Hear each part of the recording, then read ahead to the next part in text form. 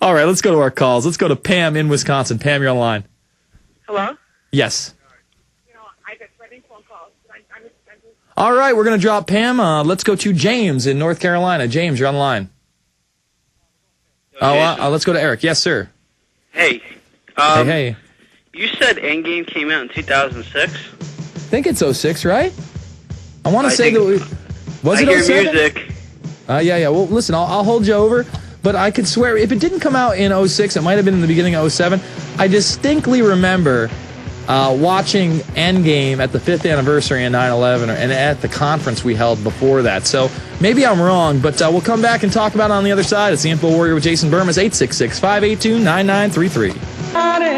All right, we are back with Eric in Pennsylvania. And Eric, I looked into it. It does look like it was 07. Yeah. Well, I was sitting in jail at the time for allegedly hitting a police officer with my mirror. But anyway, it was August 2007. Mm-hmm. But you have a film coming out soon, and this is not why I called, but Invisible Empire. Sure. What is the chances that you can make it a 2-disc film? Because I think that's really something that's seriously lacking in, that library. You know why I'm hesitant to do something like that? It's that I haven't seen any of these videos go viral that are over 2 hours in length. And if I were to do a 3-hour film, like 90 minutes on each disc, I don't know how far it would go. I'm really going to try to compress it to 90 minutes to 2 hours and then do what I usually do on these DVDs, put a bunch of the interviews in as extras so kind of people can discern what they said in a broader sense. It's kind of tough. I'm hoping anyway, that somewhere down the line, now that we just had our money bomb, somewhere in the next 6 months when we have more staff, Obama Deception 2 is out, Invisible Empire is out there, that we can do this Profiles in the New World Order series, where we profile certain individuals and organizations one at a time in maybe a 45-minute to hour doc each and have them as Prison Planet downloads, but at the same time DVD sets. It's something I've talked to Aaron about. So I don't know if I'll be able to do a double disc on this one. I mean, obviously, if I have just too much material, maybe we can do that, but I'm not seeing it. I mean, it's getting tough. I mean, I had somebody back out of the film today. I'm not going to talk about it on air, but someone I thought I was going to have as an interview, I just can't do this. My name might be drugged through the mud, or I might not agree with you all the way, Jason. I need final cut, da-da-da-da-da. I mean, I'll tell you what, the movie's kind of a sore subject to me today. I was cursing in the office and flipping out.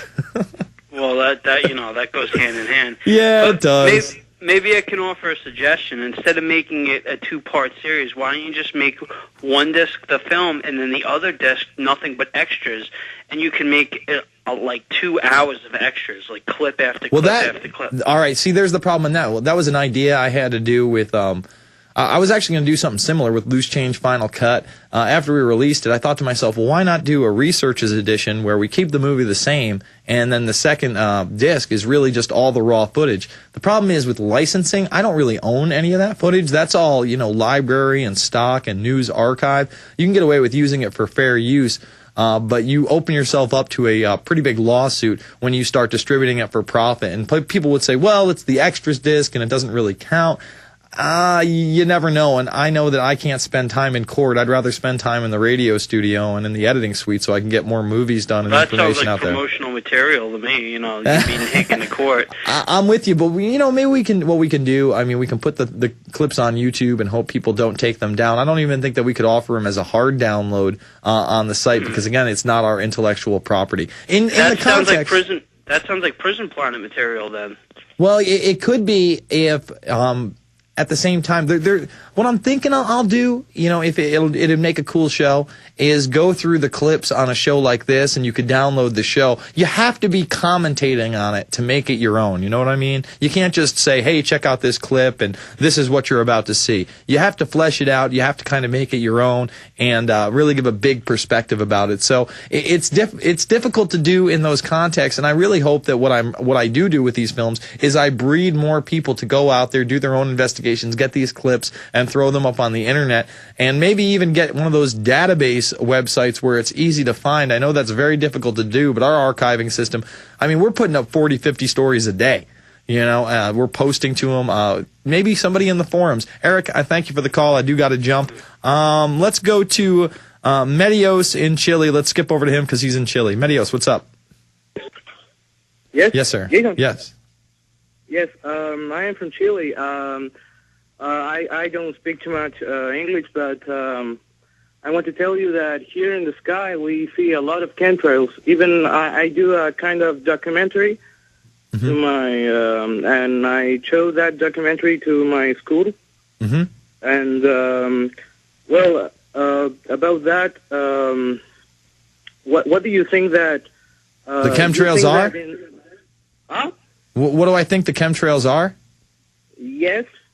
Or how do you see the eugenics program here in Chile?